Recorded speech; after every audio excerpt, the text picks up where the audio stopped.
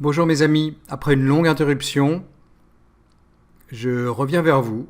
Je vais recommencer mon cycle de vidéos sur les États-Unis, expliquer notamment à mon public français ou francophone, hein. J'ai peut-être des non-français francophones qui me regardent et qui m'écoutent.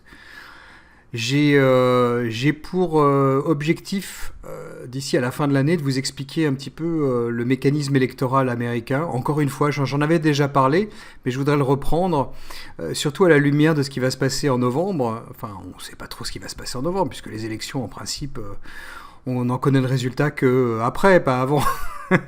Quoique je me pose des questions aussi, mais bon, c'est une autre histoire, je vous en parlerai aussi.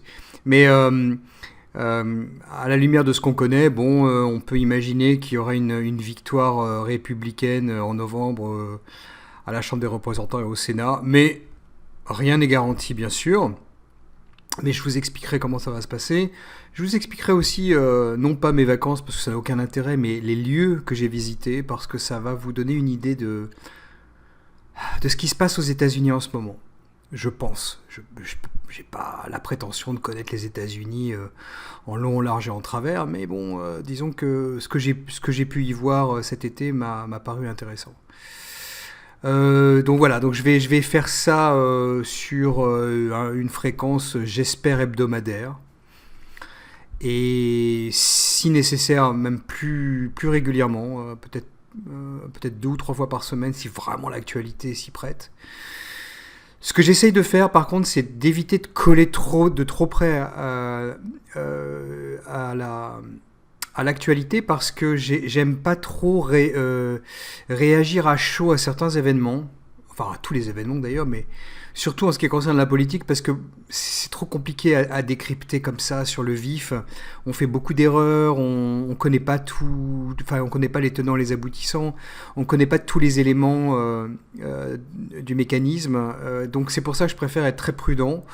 D'ailleurs, je crois que ça va être mon mot-clé cette année, la prudence. Parce que il faut être très